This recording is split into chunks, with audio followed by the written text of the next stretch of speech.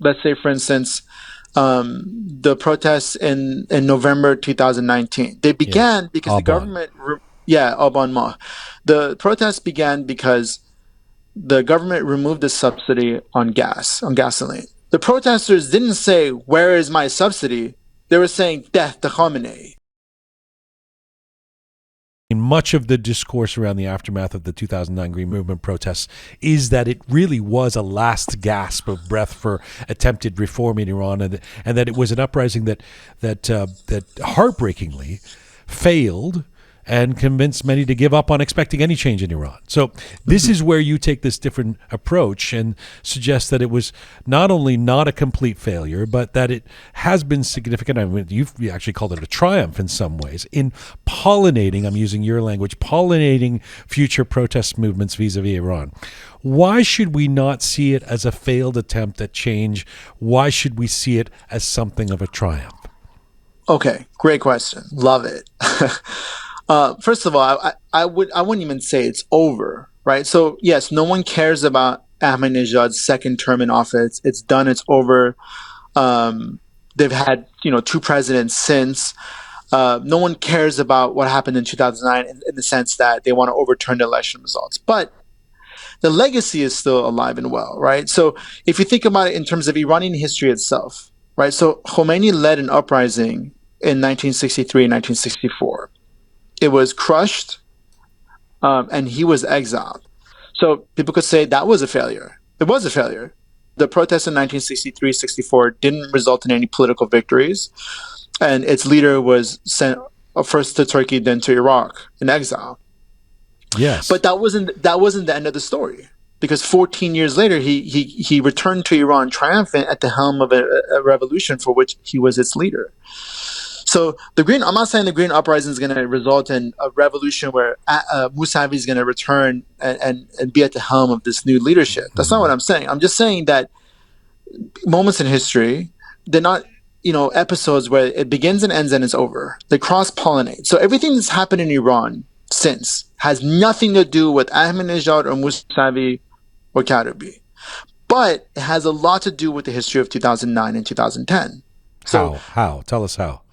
For instance, every major political event that's happened since 2009, 2010, you still hear people come out and air Green Movement slogans.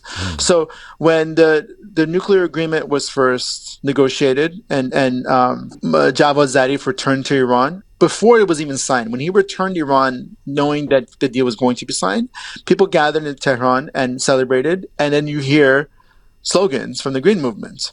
When Rouhani was elected for the first time in 2013, you hear slogans from the Green Movement. Like, for instance, they said, "Aliye, Aliye, Jay Neda Khaliye."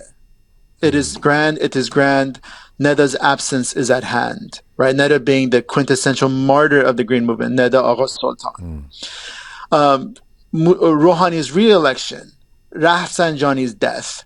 All of these, you hear Green Movement slogans, but that is not its biggest legacy. Its biggest legacy, in my opinion, is that now whatever political crisis occurs in the country, it picks the politics of the day or the protesters of that day or that event. They pick up where the Green Movement left off.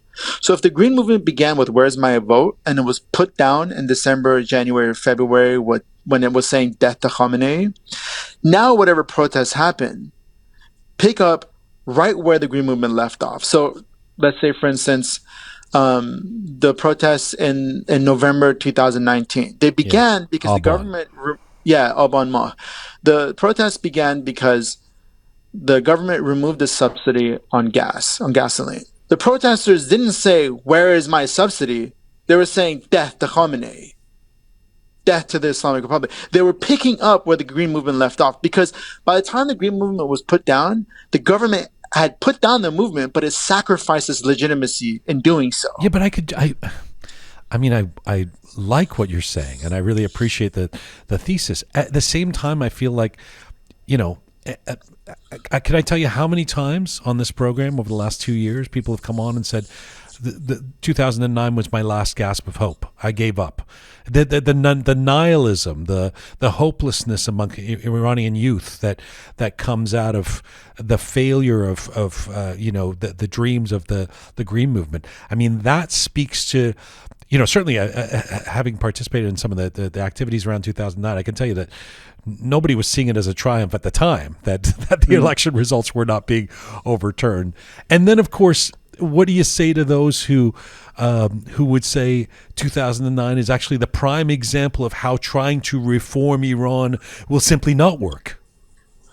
So the reform in Iran obviously is an impossible or near impossible undertaking, right? Because whatever change you want to implement within the system through elected bodies like the parliament or the presidency will be vetoed by the unelected bodies, as they have been, by way of the Guardian Council veto. So the argument that changing the system from within is a very basic and easy to understand argument. And I do not fault the argument. But what I'm saying is that put reform aside, right? To say that the Green Movement is a reform movement is basically to take a multifaceted movement and to homogenize it with one word, right? The Green Movement sure, the figurehead was reformist, Rahnavard, Mousavi, and Karoubi. For sure, they were reformists, but everyone that gathered underneath it and all the slogans they aired were not about reform. They were about a lot of things. Those issues still persist. They continue to this very day. And Iran has changed drastically. The politics, the country, everything has changed since 2009. A lot of it because of 2009, a lot of it just because Iran is just constantly changing as a dynamic country like so many other countries. It's changing and evolving. To say that it was a failure because it failed at achieving reform is really to kind of homogenize a heterogeneous movement. Got it.